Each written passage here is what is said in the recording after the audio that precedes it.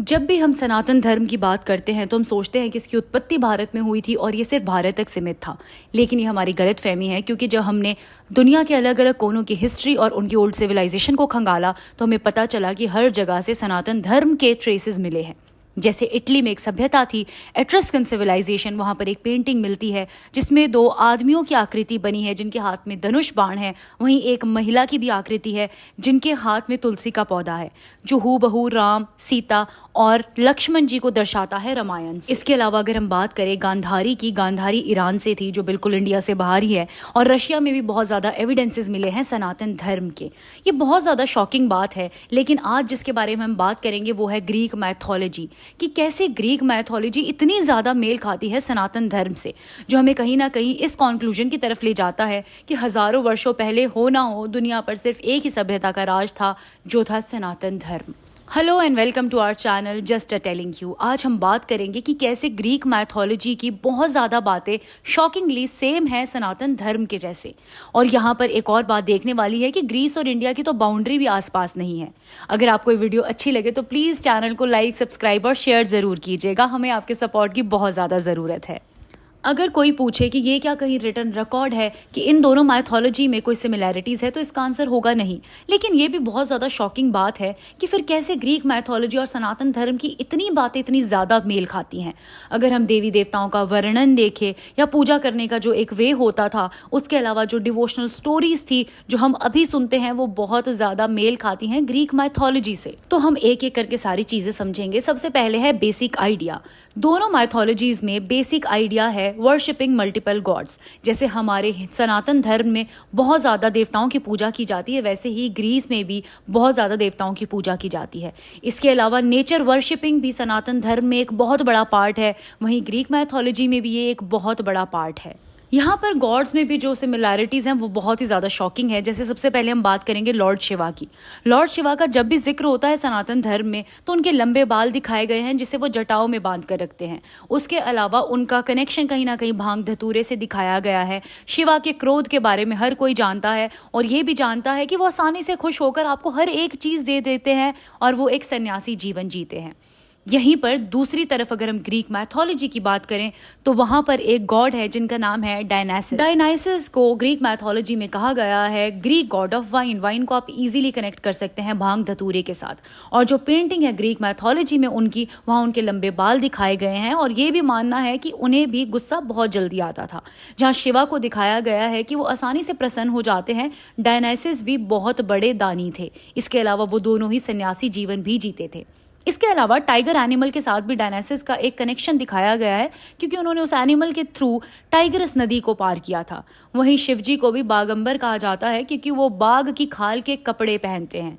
अब आप खुद देखिए ये कितना बड़ा कोइंसिडेंस है। नेक्स्ट हमारे पास है ज़्यूस। ज़्यूस को कहा गया है गॉड ऑफ गॉड्स। उनका कनेक्शन हमेशा स्काई और थंडर से दिखाया गया है। जब भी उनकी पुरानी पेंटिंग्स देखे तो वहाँ वेदर, बिजली, बारिश या थंडर स्टॉर्म को दिखाया जाता है। ये रहते हैं माउंट ओलंपस में और जो इनका एक हथियार है वो है थंडर बोल्ट। अगर आपको ये सुनकर सुना सुना सा लग रहा है तो फिर भी मैं एक्सप्लेन कर देती हूँ।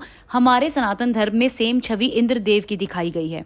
उन्हें भी बिजली, बारिश, इन सब का देवता दिखाया गया है और वो भी देवताओं में सबसे सर्वश्रेष्ठ माने गए हैं। और सबसे बड़ी शॉकिंग बात तो ये है कि उनका वेपन है वज्र, जिसे इंग्लिश में थंडर बोल्ट ही कहा जाता है। और वो भी एक माउंटेन पे ही रहते हैं जिसका नाम है mount Amravati. Third shocking similarity है कि वैदिक सभ्यता में दो बहुत बड़ी एपिक्स हैं, महाभारत और रामायण। वहीं ग्रीक मैथोलॉजी में भी दो बहुत बड़ी एपिक्स हैं जिनका नाम है इलियड और ओडिसी। और यहाँ पर सिर्फ दो ही स्टोरीज हैं दोनों सभ्यताओं में। नेक्स्ट सिमिलैरिटी है ट्रोजन वॉर और महाभारत। ट्रोजन वॉर भी बेस्ड थी एक वॉर के ऊपर, महाभारत भी बेस्ड है एक वॉर के ऊपर। अगली सिमिलैरिटी है कि ट्रोजन वॉर चलता है 14 साल तक और महाभारत में भी 14 साल का वनवास मिलता है पांडवों को।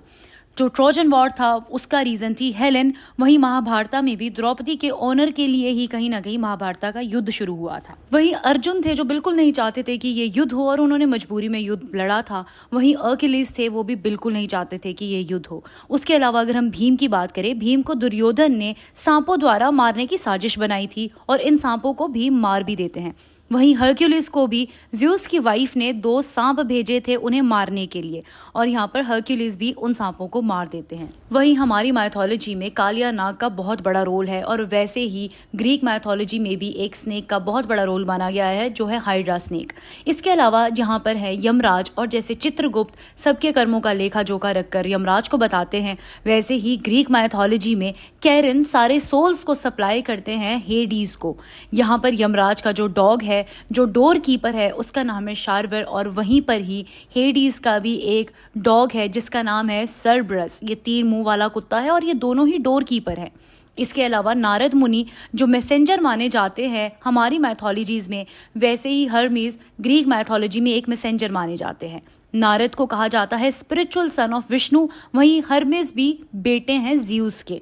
नेक्स्ट सिमिलैरिटी है त्रिदेवा की। हमारे धर्म में ब्रह्मा विष्णु महेश है, वैसे ही ग्रीक मैथोलॉजी में भी त्रिदेवा ही हैं, जो है ज़्यूस, हेडिस और पोसाइडस। इसके अलावा अगर हम बात करें तो जैसे जटायु थे जिनके बड़े बड़े पंख थे, वैसे ही आइकारस नाम का एक पक्षी ग्रीक सभ्यता में भी था जो सूर्य की किरणों के पास जाकर अपने पंख जला लेता है। ये कोई नॉर्मल सी सिमिलैरिटीज नहीं है, ये बहुत हद तक सेम ही स्टोरीज लगती हैं। आप लोगों ने विश्वकर्मा का तो नाम सुना ही होगा, जिन्हें गॉड माना जाता है सारे के सारे औजारों का, और माना जाता है कि उन्होंने ही सारे औजार बनाए थे ब्रह्मा विष्णु महेश के लिए। वहीं पर अगर ग्रीक मैथोलॉजी की बात करें, यहाँ पर थे हेफेस्टस, जिन्हें वेपन का गॉड माना जाता है, और इन्होंने भी सारे के सारे वेपन्स बनाए थे सारे गॉड्स के लिए।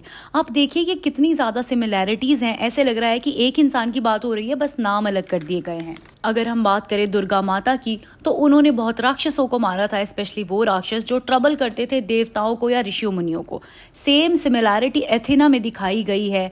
एथेना जो गॉडेस हैं ग्रीक मैथोलॉजी की, उन्होंने भी जो इविल लोग थे, राक्षस थे, उन्हें मारा था जो ट्रबल कर रहे थे गॉड्स को। ऐसे बहुत ज़्यादा किस्से हैं, अगर मैं वीडियो बनाने लगूंगी तो शायद घंटों निकल जाएंगे, लेकिन मैंने ट्राई किया है कि मैं आपको मेन टॉपिक कवर करके बता सकूं। और इससे भी बड़ा शॉकिंग फैक्ट मैं आपको बता देती हूँ कि अभी तो सिर्फ हमने ग्रीक मैथोलॉजी को कवर किया है। अगर हम देखें तो इजिप्शियन सभ्यता में भी इतनी सिमिलैरिटीज़ हैं सनातन धर्म से रिलेटेड कि आपको शौक ही लग जाएगा। इसके ऊपर हम सेकंड वीडियो बनाएंगे। अगर आपने ये वीडियो यहाँ तक देखी है तो प्लीज़ हमारे चैनल को लाइक करें, सब्सक्राइब करें और शेयर करें। Thank you and take care.